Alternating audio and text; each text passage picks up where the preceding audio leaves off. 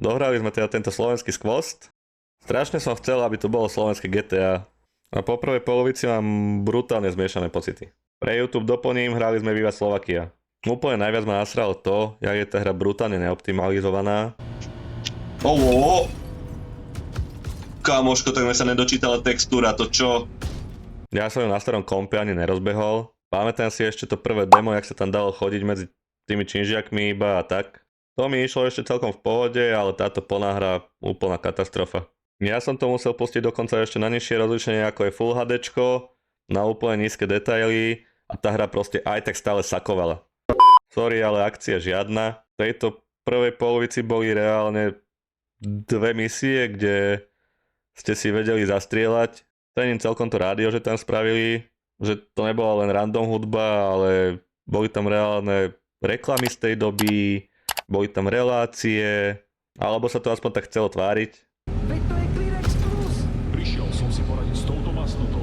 Je čas ju poslať kadeľa. Takže to cením, aj keď časom si v tej hre narazil na nejaký loop, ale dá sa to asi pochopiť, lebo je blbosť, aby nás natáčali, ja neviem, stovky hodín nejakého záznamu pre 7 rádií, hej. To by bolo asi celkom náročné.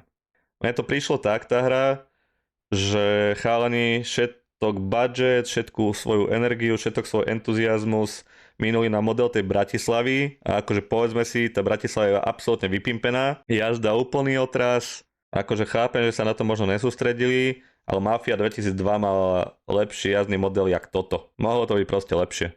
Chod si 0 bodov, ty proste ideš a on sa ti ani nesnaží uhnúť.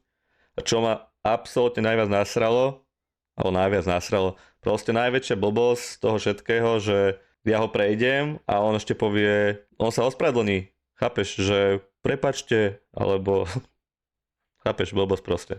To je za mňa úplne hovno. Zachránil to reálne chat, zdravím vás, že som to reálne dohral až do konca a bola tam proste dobrá náladička, ľudia sa bavili, takže preto som to dohral. Jak streamujem na Kiku, niekde ti tu vyskočí link, dojdi tam halus, super komunita, rozdávam tam hry zadarmo, stačí byť aktívny v čete, na konci streamuje vždycky losovanie, takže už len kvôli tomu dojdi, ale hovorím, zabavíš sa. A nezabudni tam dať follow, aby ti žiaden stream už neušiel.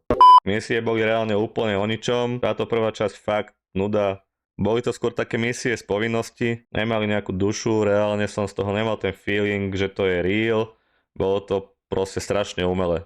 Napríklad taká misia s tým kúzelníkom a s tým strieľaním holubov, reálne celé to bolo len o tom, že zobral si misiu doma, išiel si na taxíku za nejakým typcom. Že to bolo 9, čo? Netreba radšej prebrať, čo s tou bytovkou. Ten ti dal pušku, Aha, ja mám pušku, okej. nevedel som v tej misii ani poradne čo robiť. Jak postrieľať? To čo je za pičovskú misiu? Serete nám na autá, na domy, na deti, serem na vás!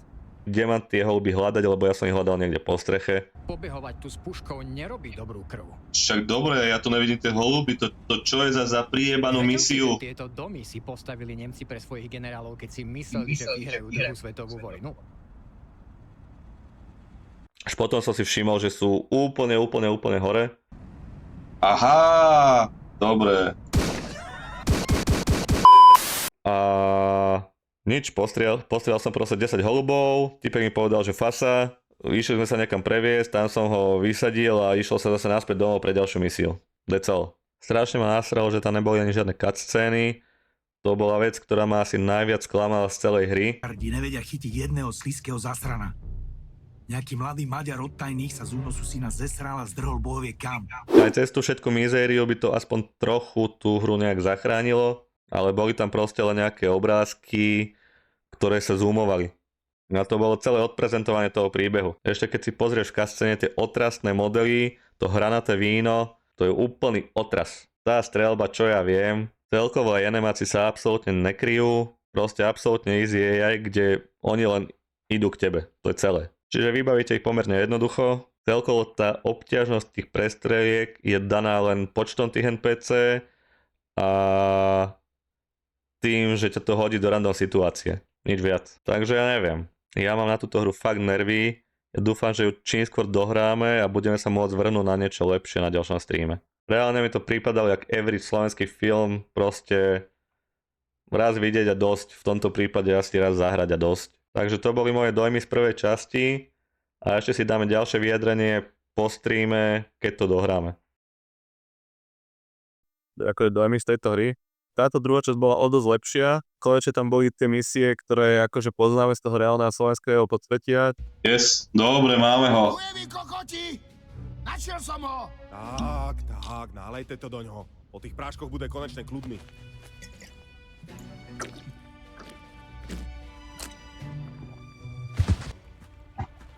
Zopakujem, proste rádio bola asi dobré.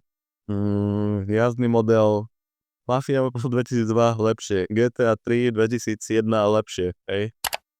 Čiže asi tak. Čo ešte? Hovorím, tie misie sa mi konečne spájali s tými vecami, o ktorých som už ako tak vedel. Tak to nejako mám. No dobre, OK. Takže ja som si hru v zásade užil, hrali sme ho na 3 streamoch. Neviem, v konečnom dôsledku mám dobré pocity.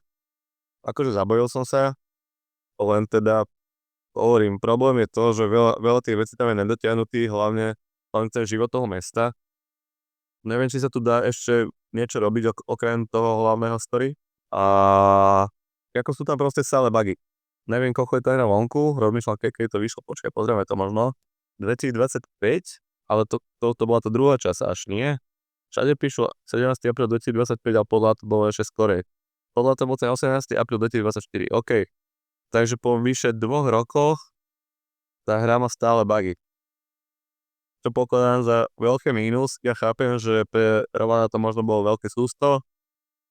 Chápem, že to bol ich prvý projekt. Na prvý projekt to je asi fajn. Však mali ste asi, predpokladám, že pozorov na to a tak, jedna s druhým. Čo není zlé. Jako je fajn, že to Roman vedel vybaviť, len neviem, či Roman úplne super viedol ten tým. Keď to proste dopadlo takto. Myslím si, teraz by som dal tej hre tak možno, že 50 a 60%, viacej určite nie. Ja verím, že bude Roman s tvorbou pokračovať, že dá zase nejakú novú hru, ktorá už bude troška vymakanejšia, má s tým nejaké skúsenosti, bude vedieť, na čo si dať pozor. Neviem, fakt si neviem predstaviť, čo teraz chalani budú robiť, neviem, či ešte vôbec sa fungujú, alebo či sa to štúdio rozpadlo. Takže neviem, či nejako budú pokračovať, ja úplne dúfam, že áno. Ja si myslím, že slovenský a český gaming by sa mal ukázať, čo tu akože vieme vytvoriť. Víte, akože moje stále ospevované Kingdom Come, hej, je proste klenot. Víte, kdo já kurva jsem? Ne, to kurva nevíme. Mafia je klenot. Tady Robert ti teď trochu spraví fasádu. Tady Robertko ti to spraví. Takže bol by som rád, keby niečo podobné videli na Slovensku. Bohužiaľ, toto asi tomu nemôže konkurovať a je to škoda. Tým by som to asi ukončil. Neviem, čo by som k tomu ešte viacej povedal. Hovorím, zábava bola, ale teda bolo to slabšie. Takže asi tak. Dobre, aj pokračujeme hravám.